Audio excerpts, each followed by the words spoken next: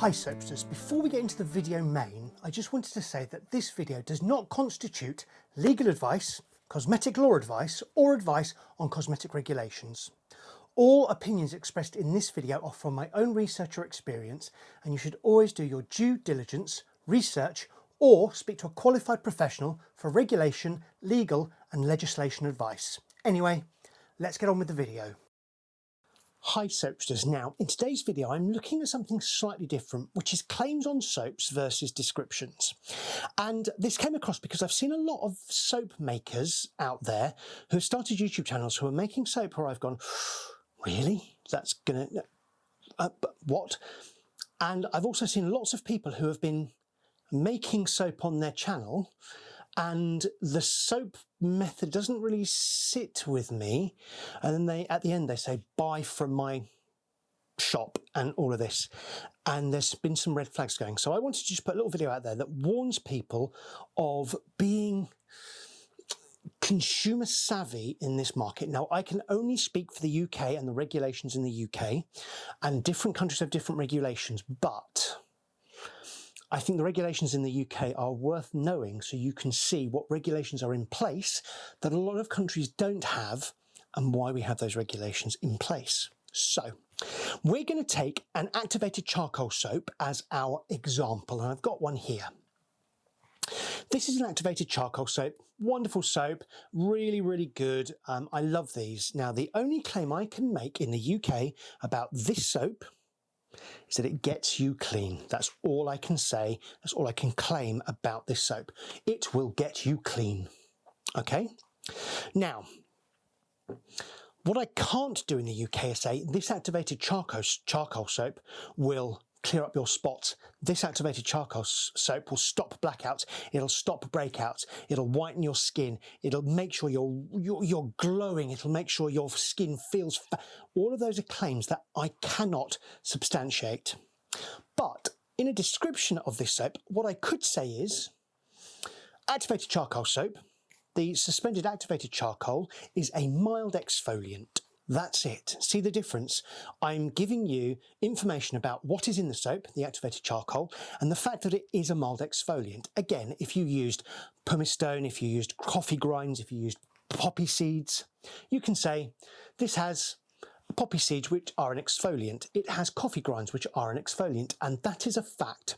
You're not claiming anything. It is. It's going to slough the skin. Now, people may not like it, people may enjoy it, all of those things, but you're not claiming it's going to do anything to them. All you're saying is it's exfoliating. It has an exfoliating feel to it. Done. And that's the difference in the UK, that we cannot make these claims. If I wanted to claim that this soap would clear blackheads, I would have to send this off for testing and under independent testing and make sure that the claim I am making can be substantiated so that when somebody buys this soap, the claim I am making is real, that it will do exactly what it does. Now, in a lot of countries, they don't have the same regulations. So, and I can't speak for those countries because I'm not within them and I don't sell within them, but a lot of countries seem to be able to make claims against soaps that haven't been tested, haven't been substantiated, and it's an opinion. And that's where we get into some really grey area. And the reason for this is, what I want people to do is be able to make soap with confidence at home and know what the soap is going to do for them if there are claims made against it. Or conversely, if somebody is wanting to sell you soap on a channel or on a video or on social media, and they're saying it's going to do all these miraculous things, buyer beware, because unless they have had it tested and substantiated, they are just giving you, in want of a musical reference, if anyone knows Barnum, flim flam. Okay, they're selling you some snake oil. They may not be able to prove that that soap does what they say it's doing, and all they're saying that for is to sell you something. Okay, and what I'm going to do is I'm actually going to list in the description box below a number of the YouTube channels that I watch who I think have good ethics, they test their products, they are excellent soap makers, and they do their due diligence so that the soap you buy from them or the recipes you buy from them have been tested, tried, and they are doing it for the right reasons and not just to make a quick buck. So I'll leave those in the description box below. Now, the reason I'm saying this to you is I really want people out there to enjoy their soap making and not get taken for a ride. So many times that I've seen so many adverts out there of people buying stuff and having all these grand claims around them, but actually it's just a soap.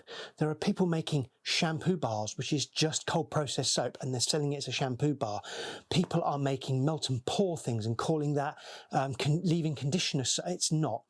They are wrong in what they are doing, and I'm just trying to make sure that anyone out there that is buying recipes or buying soaps online has a little bit of knowledge as to how these things are made, how we're supposed to put them through a testing process in the UK, and that's the reason I'm doing my next series. When you're out there and either you're buying your soaps that you love or you're buying recipes to give a go, buyer beware, and just think about the reasons behind why somebody is selling you that and what they're telling you in the video to make you buy it.